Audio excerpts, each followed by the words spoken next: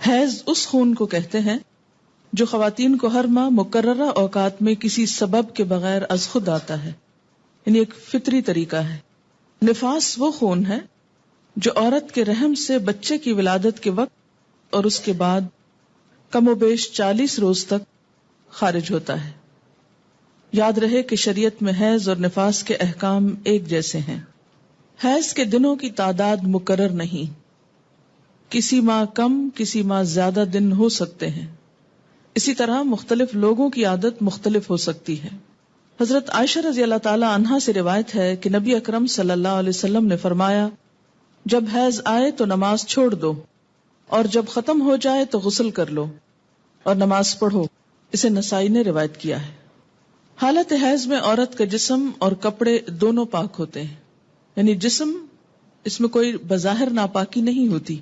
مثلا ہاتھ پاک ہے، اگر عورت آٹا گوندنا چاہے تو آٹا ہاتھوں سے ناپاک نہیں ہو جائے گا۔ اگر پانی پیے تو اس کا بچا ہوا پانی ناپاک نہیں ہوگا۔ اگر کسی چیز کو چھو لے تو وہ چیز ناپاک نہیں ہوگی۔ جس بستر پہ سوتی ہے اس بستر کو دھونے کی ضرورت نہیں، جو کپڑے پہنتی ہے ان کپڑوں کو دھونے کی ضرورت نہیں، الا یہ کہ کوئی ظاہری نجاست ساتھ لگ جائے۔ حیض کی حالت میں عورت کا بوسہ لینا جائز ہے۔ حضرت میمونہ رضی اللہ تعالی عنہا فرماتی ہیں کہ رسول اللہ صلی اللہ علیہ وسلم اپنی ازواج مطہرات سے بوس و کنار فرما لیا کرتے تھے، حالانکہ وہ حالت حیض میں ہوتی۔ اسے مسلم نے روایت کیا ہے۔ حائضہ سے صحبت کرنا منع ہے، یعنی انٹر کورس منع ہے۔ غسل سے پہلے حائضہ سے صحبت کرنا منع ہے، خواہ ایام حیض کی مدت کم ہو یا زیادہ۔ دوران حیض صحبت کرنے کا کفارہ 1 دینار 4 گرام سونا ہے، جبکہ حیض ختم ہونے لیکن غسل سے قبل صحبت کرنے کا کفارہ نصف دینار 2 گرام سونا صدقہ کرنا ہے۔ حضرت ابو ہریرہ رضی اللہ تعالی عنہ کہتے ہیں کہ رسول اللہ صلی اللہ علیہ وسلم نے فرمایا، جو شخص حائضہ سے صحبت کرے یا عورت سے دبر کے راستے سے صحبت کرے، عمل قوم لوط کی طرح، یا نجومی کے پاس قسمت کا حال معلوم کرنے آئے، تو اس نے گویا محمد صلی اللہ علیہ وسلم پر نازل شدہ تعلیمات کا انکار کیا۔ اسے ترمذی نے روایت کیا ہے۔ حضرت عبداللہ بن عباس رضی اللہ تعالی عنہ سے روایت ہے کہ رسول اللہ صلی اللہ علیہ وسلم نے غسل حیض سے قبل اپنی بیوی سے صحبت کرنے والے آدمی کے بارے میں فرمایا کہ وہ 1 دینار 4 گرام سونا یا نصف دینار 2 گرام صدقہ کرے۔ اسے ابو داؤد نے روایت کیا ہے۔ اس سے دراصل عورت کے حقوق کو پروٹیکٹ کیا گیا ہے، کیونکہ عورت اس حالت میں بیماری کے زیادہ قریب ہوتی ہے صحت کی نسبت، اور کئی قسم کی میڈیکل کمپلیکیشنز کا بھی احتمال ہو سکتا ہے دونوں کے لیے، اس لیے منع کیا گیا۔ اور صدقہ اس لیے رکھا جاتا ہے تاکہ انسان اس ڈر سے کہ پیسے جائیں گے، کیونکہ پیسے کا جانا زیادہ تکلیف دہ ہوتا ہے بعض اوقات، یا پینلٹی یا جرمانہ یا فائن کہہ لیں، تو اس لیے یہ ایک طرح سے روکنے کا سبب بنایا گیا۔ حائضہ طواف کے علاوہ باقی سارے مناسک حج ادا کر سکتی ہے۔ باقی مناسک حج کیا ہیں؟ مثلا احرام پہننا، اسی طرح عرفات جانا، منا جانا، کنکریاں مارنا، یہ تمام چیزیں درست ہیں، لیکن طواف نہیں ہو سکتا۔ شروع میں صحیح ہو سکتی تھی، لیکن چونکہ اب وہ مسجد کا حصہ ہو گئی ہے، اس لیے صحیح کرنا بھی درست نہیں۔ حائضہ نماز پڑھ سکتی ہے، نہ روزہ رکھ سکتی، یعنی نہ نماز پڑھ سکتی ہے نہ روزہ رکھ سکتی۔ تو اب کتنی چیزیں منع ہو گئی؟ طواف، نماز، روزہ۔ حیض شروع ہوتے ہی روزہ ختم ہو جاتا ہے، خواہ سورج غروب ہونے سے 1 لمحہ ہی پہلے کیوں نہ آئے۔ حیض کی وجہ سے روزہ ختم ہونے کے بعد کھانا پینا جائز ہے، البتہ روزہ کی قضا ضروری ہے۔ حائضہ کے لیے روزہ کی قضا ہے، نماز کی نہیں۔ ہمارے یہاں عام طور پر یہ خیال پایا جاتا ہے نا کہ اگر پیریڈز آ بھی جائیں تو روزہ نہیں توڑنا چاہیے اور کچھ کھانا پینا نہیں چاہیے، اس دن کا ہو جاتا ہے۔ یہ خیال غلط ہے۔ دوسرا یہ کہ یہ کہا جاتا ہے کہ چلیں اگر نہیں کھائے پیئیں گے تو روزے کا ثواب مل جائے گا، ایسی بھی کوئی بات کہیں نہیں لکھی ہوئی۔ جب روزہ ہوا ہی نہیں تو ثواب کائے کا ملا؟ ناپاک حالت میں روزہ رکھنے کا یہ ثواب ہے یا الٹا گناہ ہے؟ یعنی ناپاکی میں کس نے روزہ رکھنے کو کہا؟ اور جب روزہ ہی نہیں تو کھانا پینا کیوں حرام کر لیا اپنے اوپر؟ یہ دین میں خود ساختہ پابندیاں ہیں۔ بہت سے لوگ بسا اوقات عورتوں کو پرووک کرتے ہیں یہ کہہ کر، دیکھو اسلام نے تمہارے ساتھ کیسی زیادتی کی، اور اسلام میں تو عورت کو کوئی حیثیت ہی نہیں دی گئی، اس کے دین میں بھی نقص بتایا گیا۔ تو نقص اور نقصان کمی کے لیے ہے، کسی عیب اور خرابی کے لیے نہیں۔ اب آپ دیکھیے کہ نماز میں تو کمی ہوتی ہے، لیکن اس وقت میں جو تکلیف کی یا اذیت کی کیفیت ہوتی ہے اس کا صلہ بھی ملتا ہے، کیونکہ اللہ تعالیٰ نے لکھ دیا نا یہ. تو جو چیز اللہ تعالیٰ کی طرف سے آتی ہے اس پر انسان صبر کرے. جیسے بازو کو پین بہت ہے یا کوئی اور ایسی کیفیت ہے، تو یہ ایسے حالات میں صبر کرنا جو ہے وہ اجر کا سبب ہے. اگر ادھر سے کمی ہوئی تو ادھر سے بڑھ بھی گیا اجر. ٹھیک ہے. دوسری بات یہ کہ کمی سے مراد نمازوں کی تعداد میں کمی ہے، جس کو آپ بعد میں عام حالات میں نفل وغیرہ پڑھ کے بھی پورا کر سکتے ہیں، یا پھر یہ کہ کمی سے مراد اس اعتبار سے کمی بھی ہے کہ ایک مثلاً تہجد کی روٹین آپ بناتے ہیں یا نمازوں میں خشوع و خضوع کی روٹین بناتے ہیں. ابھی آپ اس حالت میں ہوتے ہیں کہ نماز چھوٹ جاتی ہے. اب کیا ہو گیا؟ نہ صرف یہ کہ وہ چند دن نمازوں کی کمی ہوئی، بلکہ دوبارہ ایک اچھی حالت میں آنے کے لیے، دوبارہ سے نئی عادت بنانے کے لیے پھر ایک مشکل پڑ جاتی. تو بعض اوقات لوگ نماز ہی چھوڑ دیتے ہیں، بمشکل عادت پڑنے لگتی ہے کہ چھٹی ہو جاتی ہے، اور چھٹی ہوتے ہی پھر چھٹی کر لی جاتی ہے ساتھ. تو یہ ایک انسانی نفسیات بھی ہے. اس سے پھر دین میں پیچھے رہنے کا اندیشہ ہوتا ہے. یہ بتا کے الارم کیا گیا ہے، نہ کہ کوئی عیب بتانا مقصود ہے. کہ اگر آپ کو یہ بتایا جائے کہ آپ کے بزنس میں یا فلاں چیز میں کمی ہو جاتی ہے اس چیز سے، تو آپ کیا سوچتے ہیں؟ بزنس چھوڑ دوں، کام ہی چھوڑ دوں؟ نہیں، آپ سوچتے ہیں اچھا اس کمی کو پھر اور کہاں سے پورا کروں. کسی بھی چیز میں جب کسی بھی چیز کی کمی کا سبب بنتا ہے اور اس کو بتایا جاتا ہے یہ کمی ہونے لگی ہے.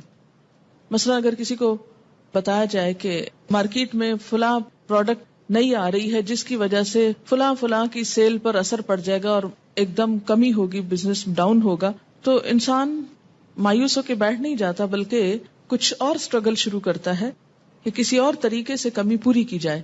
تو یہاں بھی جب یہ بتایا گیا کہ میں نقصان دین ہے، تو اس کا مطلب یہ ہے کہ اس کمی کو کسی اور طریقے سے پورا کیا جائے. یہ ایک خیرخواہی بھی ہو سکتی. اگر کوئی عورت رمضان میں فجر کی اذان سے پہلے حیض سے پاک ہو جائے اور غسل کا وقت نہ ہو تو پہلے روزہ رکھ کر بعد میں غسل کر سکتی. لیکن اگر اذان کے بعد پاکی ہوئی ہے، یعنی بعد میں بھی سپاٹ لگا ہے، اور سورج نکلنے کے بعد آپ پاک ہو رہے ہیں اور نہا رہے ہیں اور روزہ آپ صبح سے رکھ چکے ہیں، تو وہ روزہ نہیں ہوتا. کپڑے پر حیض کے خون کا داغ لگ جائے تو اتنی جگہ دھو کر اسی کپڑے پر نماز ادا کی جا سکتی. حائضہ کے لیے مسجد میں ٹھہرنا جائز نہیں، البتہ گزر سکتی. حالت حیض میں جائے نماز کو ہاتھ لگانا، جائے نماز پر بیٹھنا، ذکر کرنا اور تسبیح اور تحلیل نیز دعا وغیرہ کرنا جائز ہے. کیونکہ بعض اوقات لوگ تسبیح نہیں اٹھاتے یا جائے نماز نہیں اٹھاتے، تو یہ بات درست نہیں. حضرت ام عطیہ رضی اللہ تعالی عنہا سے روایت ہے کہ رسول اللہ صلی اللہ علیہ وسلم نے حکم دیا کہ دونوں عیدوں کے دن ہم حیض والی اور پردہ نشین یعنی تمام عورتوں کو عیدگاہ لائیں تاکہ وہ مسلمانوں کے ساتھ نماز اور دعا میں شرکت کریں. البتہ حیض والی عورتیں نماز نہ پڑھیں. اسے بخاری اور مسلم نے روایت کیا ہے. عید کے موقع پر نماز کے لیے سب کو نکلنے کا حکم دیا گیا، جس میں حیض والی اور پردہ نشین عورتوں کو بھی کہا گیا کہ نکلیں. جو کبھی نہیں نکلتی وہ بھی نکلیں تاکہ مسلمانوں کے ساتھ نماز اور دعا میں شرکت کریں. البتہ حیض والی عورتیں نماز نہ پڑھیں. تو اس سے کیا پتہ چلتا ہے کہ عیدگاہ تک جانا، وہاں بیٹھنا اور دعا میں شریک ہونا ایسی عورتوں کے لیے بھی جائز ہے. حیض کا خون نہ لگے تو حائضہ کے کپڑے پاک رہتے ہیں جنہیں دھوئے بغیر نماز پڑھی جا سکتی. حائضہ کا دوپٹہ یا چادر اوڑھ کر دوسری عورت نماز پڑھ سکتی.